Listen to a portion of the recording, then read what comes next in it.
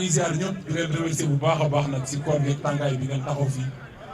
te kenn jox fi kenn téeméer kenn jox fi kenn fukki dërëm ngeen taxaw fi dara ndax principe quoi ndax Sénégal c'est très important. alors dafa am loo xam ne ñun bu ñu dalee xeex ngóor jigéen ba léegi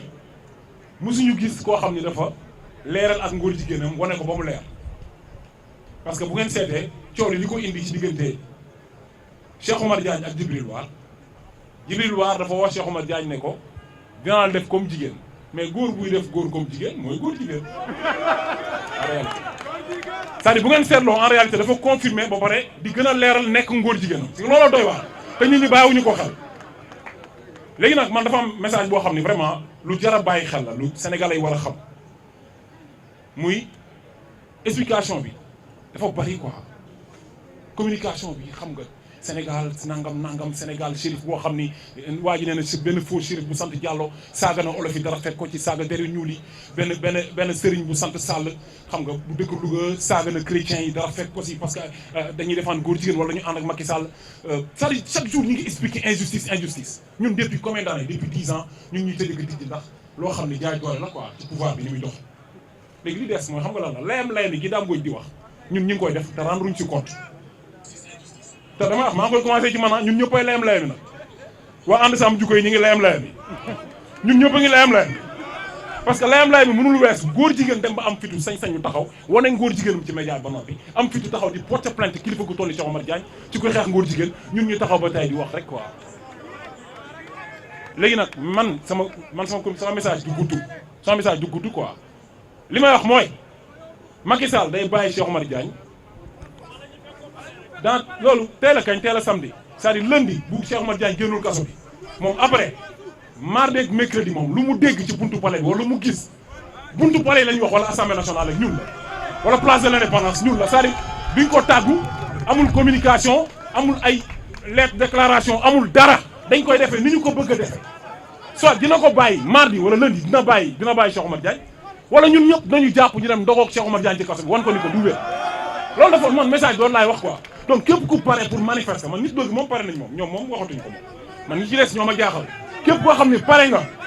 lundi Cheikh Oumar Diagne day génn kaso bi wala mardi wala mercredi ñu ngi buntu palais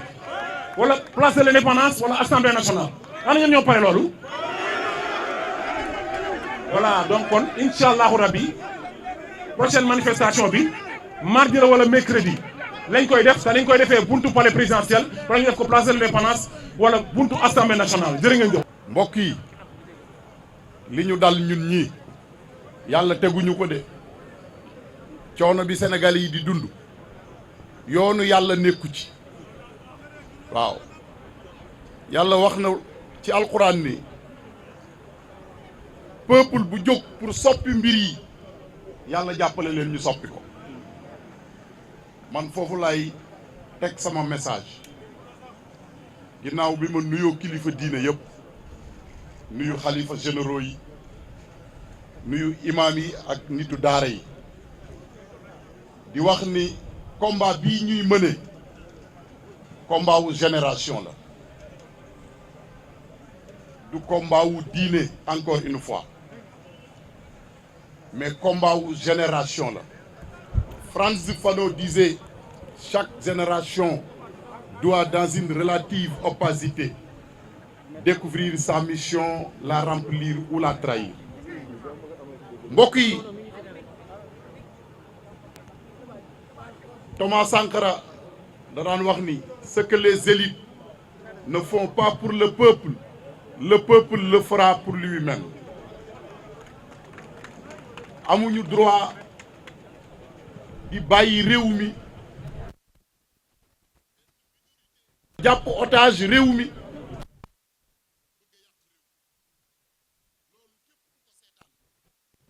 trahir nga Thierno Souleymane Baal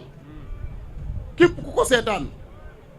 trahir nga Almaami Abdou Khadir Kane képp ku ko seetaan trahir nga Cheikh Ahmadou Bamba Khadimu Rasoul képp ku seetaan loolu trahir nga Cheikh Omar Foutiyou bi nga xam ni tubaab bi ma wax ni il a disparu mystérieusement dans les falaises de Bandiagara trahir nga Cheikh Seydil Hadji Malick mbokk yi bu ñu naxantee Cheikh Omar Diagne lii muy xeex ñii ma tudd la ko commencé ca Thierno Souleymane Baal ba ca Cheikh Amadou Bamba ba ca Mamadou Lamine Dramé ba ca Cheikh Seydi Hadji Malick ba ci sëriñam Cheikh Ibrahima Niass ba ca Cheikh Ahmadou Bamba ñun ñëpp combat boobu ñu porté woon moom la Cheikh Omar Diagne porté. gis nga bu ñu nangu ku ñu divertir réew mi dafa am histoire réew mi dafa am démb te dafa am benn waxkat bu mag bu ñuy wax Alain Focar day wax ni nul n'a le droit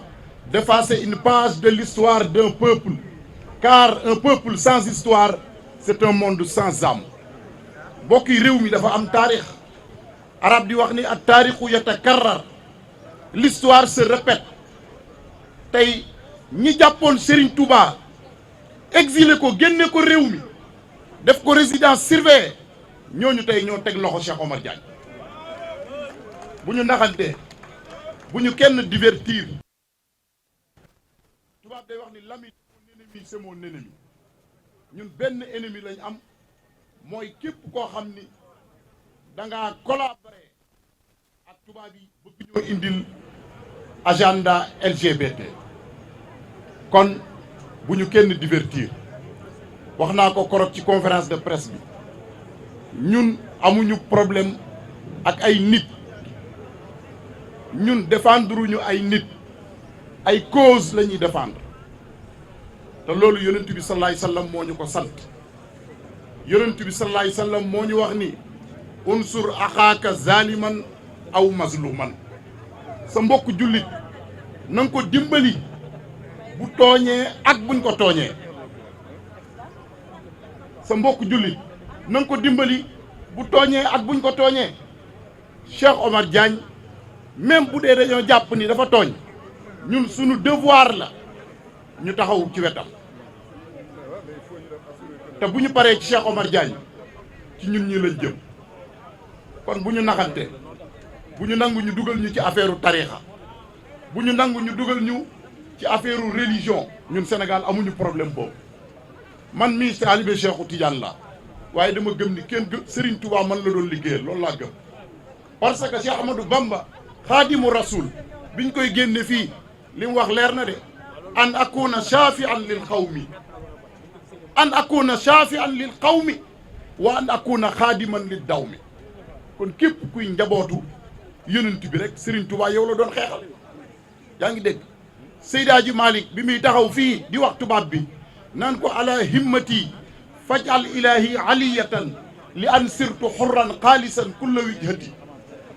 kon mag ñi ñoo bokkoon combat mag ñi combat bi ñu doon mëne mooy fexe ba réew mi moom boppam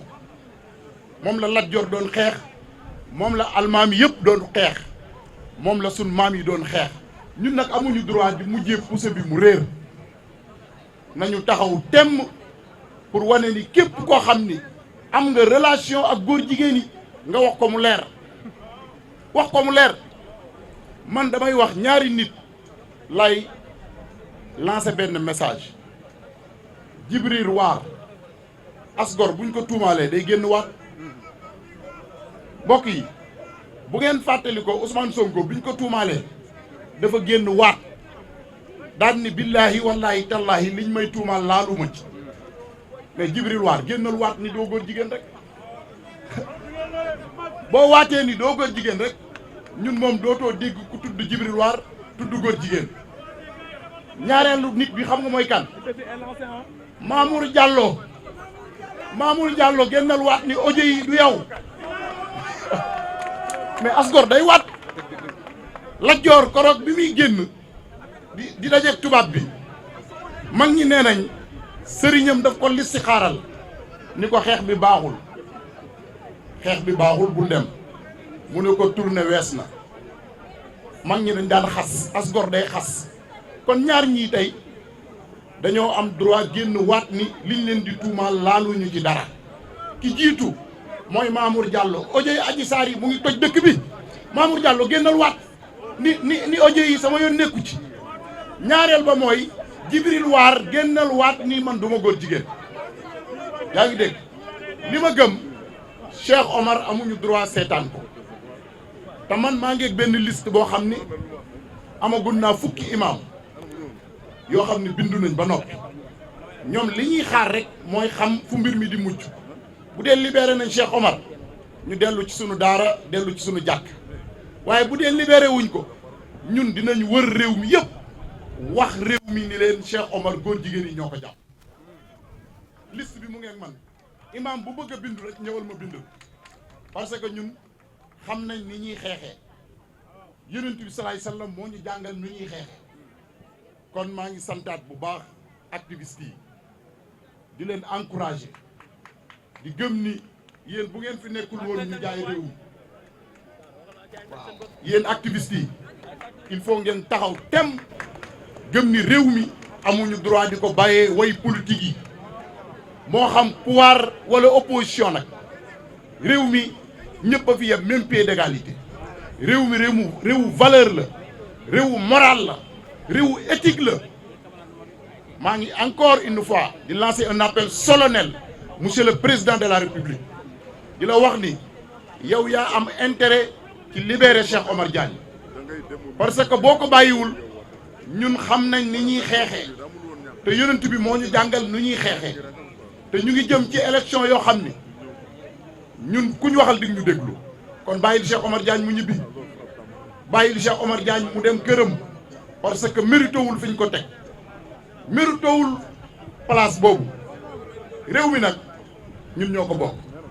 ñun du ñu def dara loo xam ni dañ koy def ci ëppal wala ci téll lépp ci équilibre lañ koy def maa ngi lancé un appel solennel les xalifas généraux nga xam ni ñëpp samay waajur lañ ñi fi nekk di dund ñëpp samay baay lañ man loolu laa gëm parce que ku ci ne seqoo nga ak sama baay lu tax ma ni la baay amuñu droit seetaan Cheikh Omar Diagne ñu di ko sacrifier amuñu ci droit